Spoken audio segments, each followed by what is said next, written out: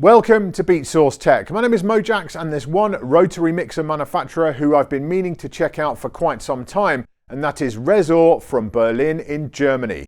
They've just announced their new mixer, the 2525FX, and so I thought now would be an ideal opportunity to take a look. I use the term boutique a fair bit when talking about rotary mixers, and here with Resør Electronics we're very much looking at the definition of that. They produce each of their mixers to order in their Berlin workshop, and you're looking at a roughly 12 to 16 week wait between putting down your deposit and receiving your mixer, although they are working to cut that time down. They've been around since 2020 and in that time have garnered quite a reputation amongst rotary heads and DJs with audiophile leanings. There are multiple mixers in their range, which starts off with the 2500. That's a 2-channel with no isolator and comes in 2 varieties, one with an assignable effects loop and one without. The big boy of the line is the 2533, which has 4 channels and a master isolator. That's also available in an assignable effects loop equipped version, and channel 4, which usually has 2 line inputs, can be customized with a mic or a 4th phono input. At this point I will note that due to the nature of their business, Resør are happy to accommodate customizing of all their mixers. If you need a feature that's not there, or you want a finish they don't offer as standard, then you do have the option to work with them in specifying exactly what you require, at a cost of course.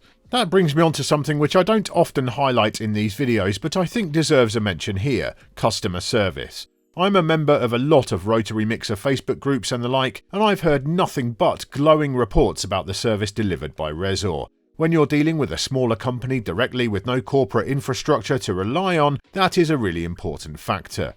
I will also point out that the company offer a 3-year warranty for all their products, which should be another good thing for your peace of mind. The final mixer in their range is the 2525. That is a 2-channel device which comes with an isolator and a master send and return insert for effects, but until now there was not a version of that which allowed users to assign effects to different channels. So today we're looking at the new edition, the 2525FX. Like all of Resør's products, it doesn't come cheap. At €2,250 plus VAT and delivery, both of which will vary according to where you are, it's definitely up there in the higher tier of pricing when it comes to rotaries. First impressions count for a lot when judging value though, and Resør got off to a great start with me as soon as the mixer arrived, safely ensconced in the supplied IP67 certified protective travel case, which comes as standard. That's a great addition to the package, ensuring you don't have to mess around finding a suitable case yourself. The next thing that stood out to me was the power supply. This is an audio-grade linear unit, which promises to offer much better sound quality and lower noise than a typical switching power supply. This comes at 2 costs. Firstly, size, and the one that Resør have created is massive, not far off half the size of the mixer itself, and secondly, they are expensive. The one from Master Sounds is over €400 on its own, but again, Resør include theirs as part of the package with the mixer. I love that the case is sized appropriately to also house the power supply in transit, and the hookup is superb too, with a screw-in, lock-in connector at the mixer end. There's no power switch on the mixer itself, that's found on the power supply, along with a regular IEC socket to allow you to plug in anywhere in the world. One thing I noticed in testing was that neither the mixer or that giant power supply ever got especially warm, even after prolonged use. And whilst obviously I can't determine how much of a difference that linear power makes to the sound of the 2525FX, it certainly wasn't doing it any harm, but more on the sound later. We'll talk about the build next, and it's in this area where you'll really feel like you're getting your money's worth. The 2525FX has a wooden enclosure with a 5mm bezel around the faceplate. It's made from oak and is currently available in the natural finish you see here or a matte black. The bezel is smaller than the one found on the older regular 2525 and more in line with the 2533, and I think it looks better personally. It also helps keep the mixer down to a nicely compact 250mm by 250mm square. One thing I will point out is that the mixer is quite tall. At 98mm high, it sits a touch higher than most turntables or media players, but I quite like that as it gives you clearance when working the knobs. The faceplate and rear plate are made from aluminium and come in a matte finish, which is pretty good at not showing up greasy finger marks too much. The one Resør sent me to review is in this stunning red colour, which really pops on camera and in the flesh, but you can also choose black, bronze or silver, and they have more colour options coming soon. The 2525 effects is not especially heavy at 4 kilograms, although keep in mind that the external power supply is around a kilo as well. But it feels incredibly sturdy with all of the Japanese Alps pots all securely bolted to the faceplate, and the same goes for the connections on the rear. Speaking of those pots, they all feel great. The main rotaries are the old favourite blue velvets, so I knew what to expect with those. You may notice that there are no trim or gain controls on the mixer. The 2525 effects is designed in the classic rotary style with unity gain sitting around the 2 o'clock mark, and then there is a further 12 dB of boost beyond that for working with quiet pressings or sources. The knobs provided by Resør as standard have a lovely feel to them. The large pointers give you a real tactile indication of position, but they do also offer solid aluminium and Uri style knobs at an extra cost if those aren't to your taste. The analog VU meters are a definite highlight of the 2525 effects, both figuratively and literally. One thing I will point out is that for this review unit, Resør spec'd some which are more sensitive than what they typically use to get my feedback on them. And my feedback is they're a bit much for my taste, and I would rather have their regular ones. Whatever you end up speccing on your mixer though, they are seriously high quality, very precise and responsive, and large too. Add to that the subtle but consistent backlighting, and they absolutely do a superb job. I will note that the 2525 models added the ability to switch the VU meters over from mix to Q if you need that visual feedback whilst preparing a blend. Overall, the mixer definitely feels handmade and not like it came off a production line. Due to the nature of using real oak, for example, the natural grain of the wood makes every mixer unique, but it still feels incredibly well constructed. It truly gives the impression of being the kind of audio equipment that you will buy and then expect to use it for your whole life before passing it down to your kids. Moving on to connectivity, and there's a lot here for such a compact mixer. The two channels have both phono and line inputs on separate RCAs, switchable on the rear, so you can keep 4 sources hooked up at the same time. Next to that is the record output, also on RCAs, and then there are dual master outputs on balanced XLRs and unbalanced RCAs. The booth output, which has its own level control, is on balanced TRS jacks, so all good there. Then we have the send and return loop, which is a little unusual but works great. It has a single stereo TRS socket on both send and return. This keeps the space used to a minimum, but will hook up with any stereo effects unit without fuss, using a pair of TRS to twin RCA or twin jack cables. And because the return comes straight back into the summing of the mixer, you could even use it as a de facto third channel for a sub-mixer or extra input source. Compared to the original 2525, you do lose the master send and return insert, but Resør did suggest that they could offer an option to replace the record output with one of those instead, which would open up the possibility of using a Master Sounds effects unit to its full capacity alongside the 2525 effects, which might interest some users. Finally, around the front is the headphone socket, which is on a 1/4" jack and is positioned right in the middle. All good there. Okay, so to walk you through this thing, there's really not a whole lot to go through. You know, the whole point of this mixer is it's very stripped down, it's very pure, it's very simple. That's the whole idea. But there are some cool features on here that we should highlight nonetheless. So we have our main rotary pots, incredibly smooth curve, just ready for those micro adjustments. Incredibly organic, incredibly smooth. Love those. Here we have your Q switch to go between channel 1 and channel 2, very simple, just a little toggle. Then we have the bass and the treble, so you can really tweak and adjust each track individually.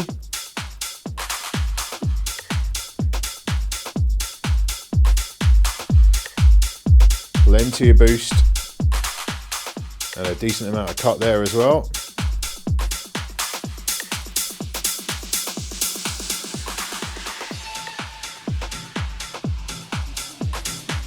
So it's perfect for balancing different pressings, different sources.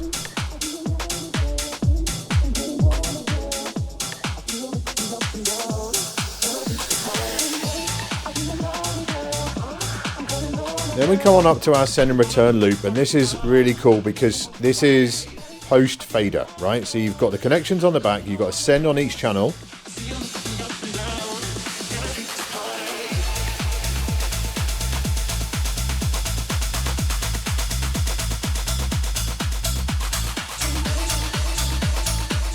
So I can send it, I can turn down the send level and it will tail off, but also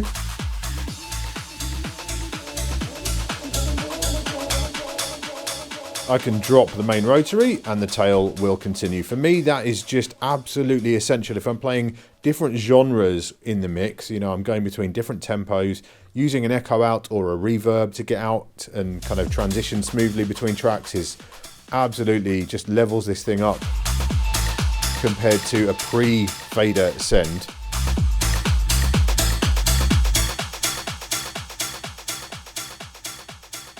So it's simple, again, but it just works really, really nicely.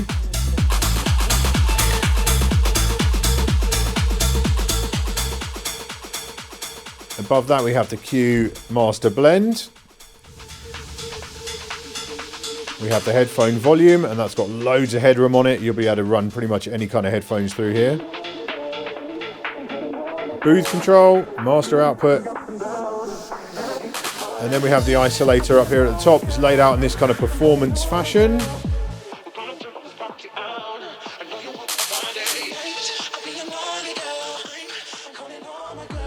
Has 12 dB of boost, so it's not shy with the boost. And will require a touch of restraint if you're not careful. You know, this mixer is not designed for the casual DJ, for the drunk DJ. This is designed for DJs who are thinking about what they're doing, who are listening to the sound, making adjustments accordingly.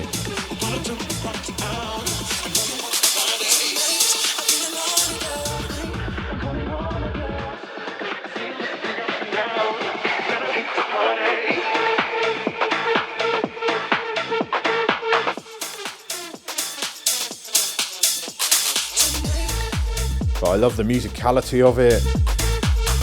The cut-off points, really nice. They really sing.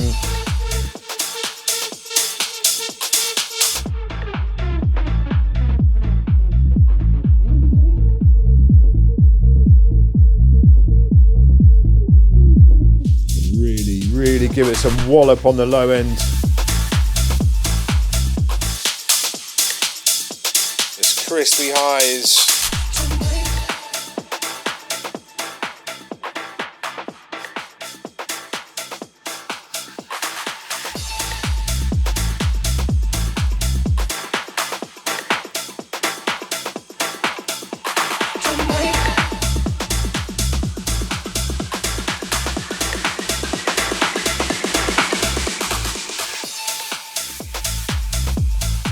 Now there is a switch here to turn the isolator on or off, but of course with this entire mixer being completely analog, there is, if you fiddle with it enough,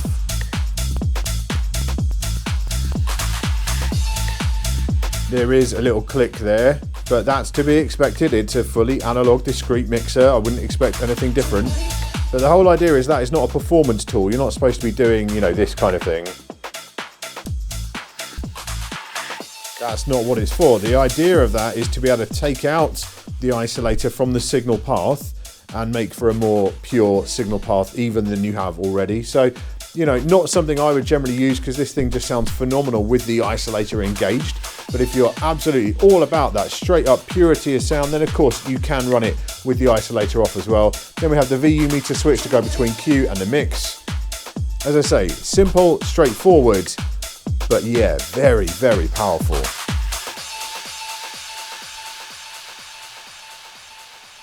So it's time to talk about the reason most buyers will be considering a Resør mixer in the first place, the analog sound. The first thing to be aware of is that all of their mixers are built around discrete circuits, not ICs. I'll quote from the FAQs here on their website.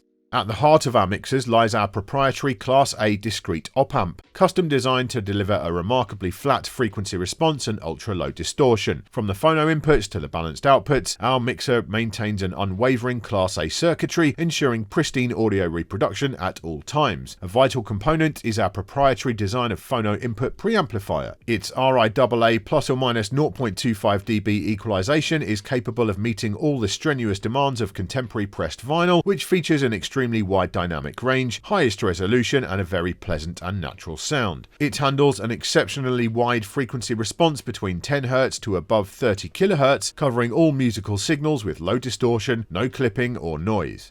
The phono equalizer features a pair of our Class A discrete op-amps with hand-matched pairs of low-noise silicon transistors at both stages and polypropylene capacitors throughout the entire RIAA equalizer. Now, let's be clear, discrete circuits are not inherently better than ICs. They are certainly more challenging to design and difficult and time-consuming to incorporate into a device. But discrete is not a term which magically makes audio gear sound better. But when they're done right, as they clearly have been by Resør, the results can be incredibly impressive.